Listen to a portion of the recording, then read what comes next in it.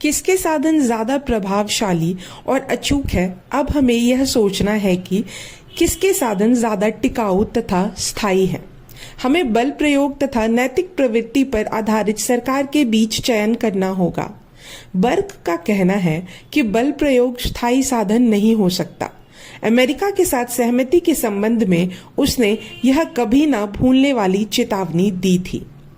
महोदय, पहले मुझे यह बोलने की आज्ञा दीजिए कि एकमात्र बल का प्रयोग केवल अस्थायी होता है।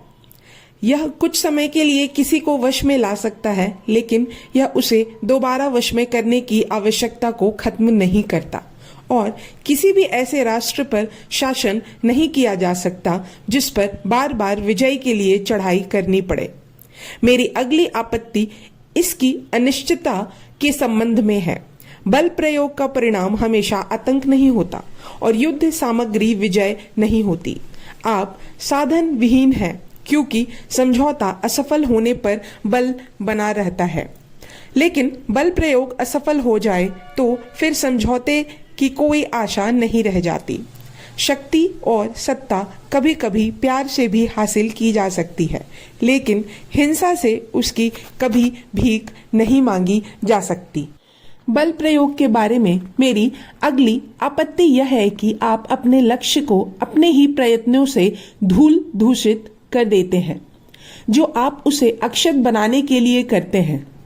आपने जिस लक्ष्य को पाने के लिए पहले संघर्ष किया था वह आपको फिर से मिल तो जाता है, परंतु वह इस कारण तुच्छ, गलित, अपिष्ट और छीनी हुई वस्तु के समान होता है।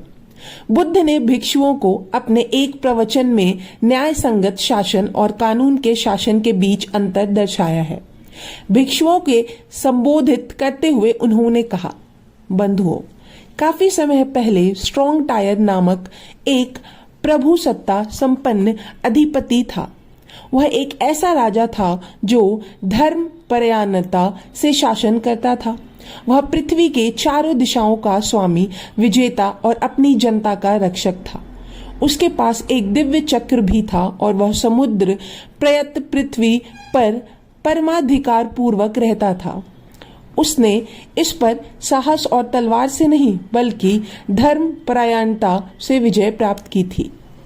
अब बंधुओं, बहुत सालों के बाद राजा स्त्रात्र ने किसी व्यक्ति को आदेश दिया और यह कहा कि महोदय, आप यह देखें कि दिव्य चक्र थोड़ा सा धंस गया है।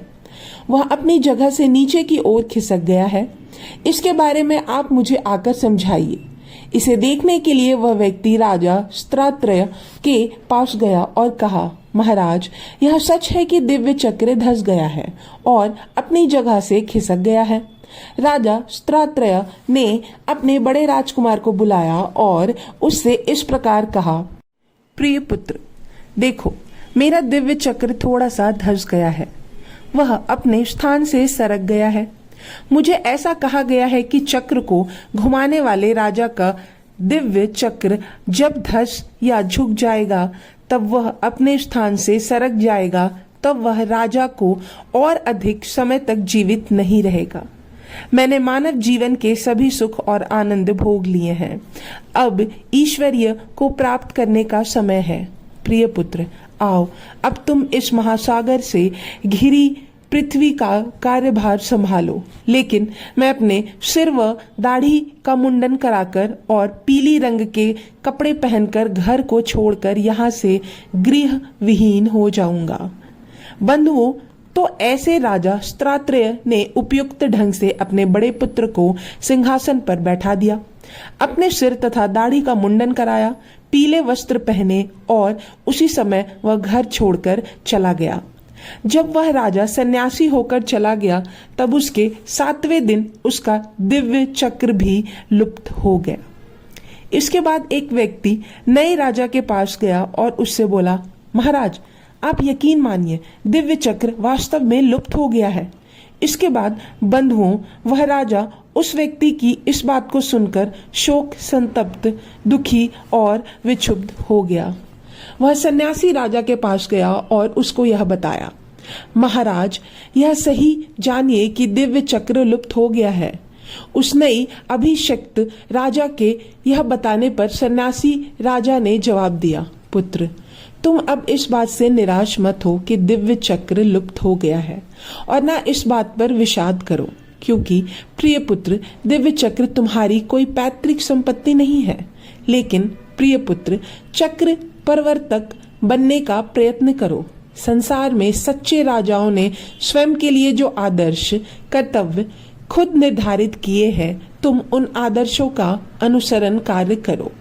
फिर हो सकता है कि अगर तुम चक्र प्रवर्तक राजा के श्रेष्ठ कर्तव्य कर रहे होंगे, तब चंद्र पर्व के दिन जब तुम स्नान कर सबसे ऊपर वाले छज्जे पर चंद्र दर्शन के लिए जाओ, तब दिव्य चक्र अपने सहस्त्रों और चक्राना नाभि तथा अपने संपूर्ण अवयवों के साथ पूर्ण रूप में प्रकट हो जाए। लेकिन महाराज, चक्र प्रवर्तक राजा का आर्य श्रेष्ठ कर्तव्य क्या है? मेरे प्यारे पुत्र, कर्तव्य यह है कि आदर्श, सत्य और धर्मपरायणता के नियम को अपने समक्ष रखकर उसको सम्मान, सत्कार तथा आदर प्रदान कर उसके प्रति श्रद्धांजलि अर्पित कर श्रद्धा पूर्वक स्वयं आदर्श बन आदर्श को अपना स्वामी मानकर अपनी जनता, सेना, विद्वान वर्ग के लोगों, सेवकों तथा आश्रितों, ब्राह्मणों तथा गृहस्थों, नगर तथा ग्राम स्वामी, धार्मिक लोगों तथा पशु पक्षियों को सुरक्षा प्रदान करनी चाहिए और उनकी अच्छी प्रकार से रखवाली तथा देखरेख करनी चाहिए। तुम्हारे पूरे राज्य में कोई भी काम गलत व अनुचित नहीं होना चाहिए तथा तुम्हारे राज्य में जो भी व्यक्ति निर्धन है उसको धन दिया जाए। तुम्हारे राज्य में धार्मिक व्यक्ति, स्वस्थ व्यक्ति, सहिष्णु व्यक्ति, स्वार्थहीन व्यक्ति और आत्मरक्षा करने वाला व्यक्ति जब समय समय पर तुम्हारे पास आए और वह पूछे कि क्या अच्छा है और क्या बुरा, क्या अपराध है और क्या नहीं, क्या करना चाहिए और क्या नहीं करना चाहिए, सुख दुख के लिए अंतोगत्व कौन सी कार्य प्रणाली सही साबित होगी। प्रिय पुत्र, संसार के राजा को यही आर्य कर्तव्य है कि जब वह ऐसे प्रश्न करे तब तुम्हें उसकी बात सुननी चाहिए और तुम्हें उनको बुराई व पाप से रोकना चाहिए तथा अच्छे काम करने के लिए प्रेरित भी करना चाहिए।